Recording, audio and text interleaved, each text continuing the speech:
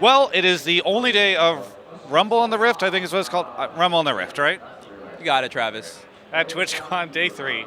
It's a fun little community event that's taking place where they're matching up a bunch of the pro players and big streamers with some of the newer streamers or smaller streamers.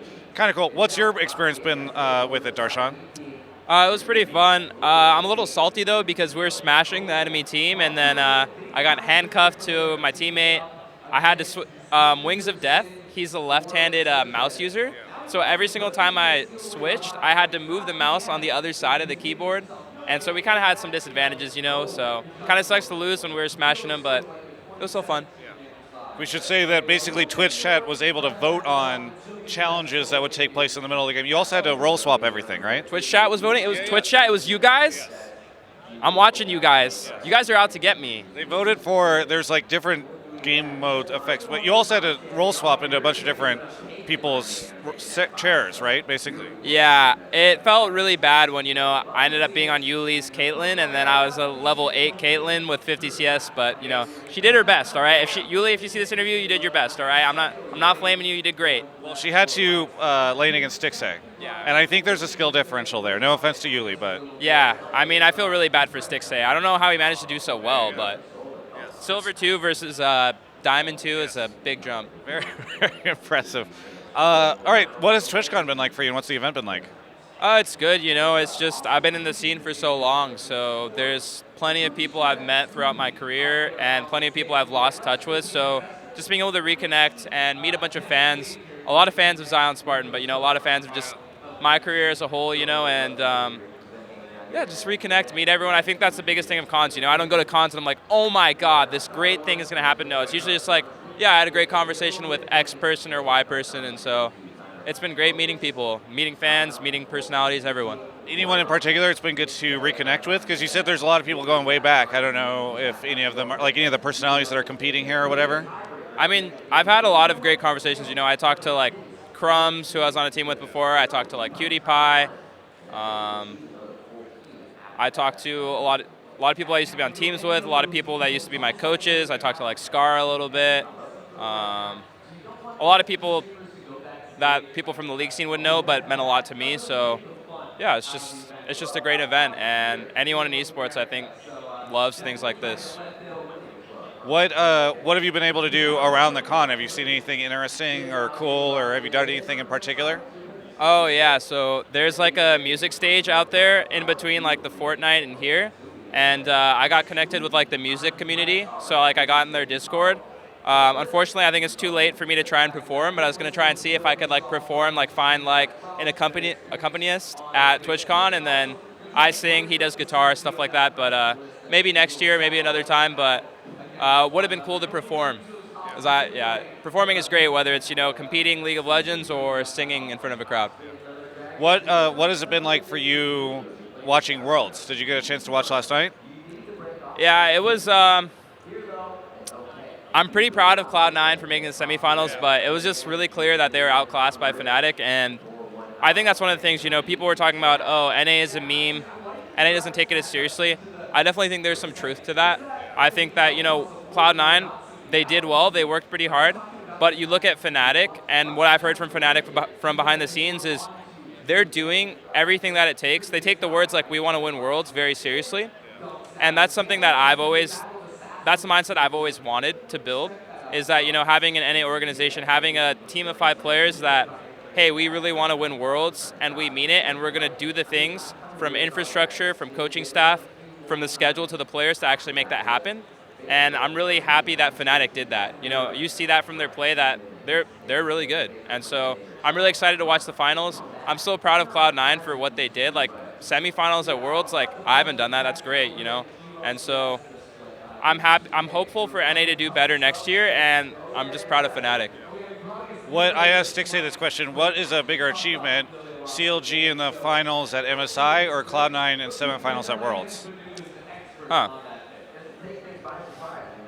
It's kind of hard to compare. So I feel like we both passed group stages, right? We both won one best of 5. I would say it's like pretty close, but I think recency bias and just the fact that it's Worlds too, kind of like I think a lot of people are going to say C9 had the better international run, and like I wouldn't really argue with them. I'd be like, hey, I see your point. Like you can make an argument for both. I don't think it's clearly one is better than the other, but yeah, I would personally feel that it's pretty even, honestly. What's off-season been like for you? So off-season's been pretty good. I played games for I played like a little bit of WoW for like a week, and then I just stopped playing other games mostly. Like, I'm kind of the person who sees the off-season as like, hey, I have 3 or 4 months. What habits can I build that will actually last me during the season, right? Like, what should my sleep schedule be like going into the season? How much should I be exercising? Like, I should be meditating every day. I should be playing League every day. Like, I kind of like focus on being as productive as possible. Of course, like I'm still relaxing a little bit. It's not like I'm only being productive, but I think that if you truly want to like succeed during the season, you can do a lot of the hard work during the off season to just be ready. That's cool. Any travel or any big trips planned? Nothing too crazy. I think I'm just like going to my girlfriend's for Thanksgiving and going home for Christmas with the family. And Where's home again for you? San Diego. Oh, cool. So nothing too crazy.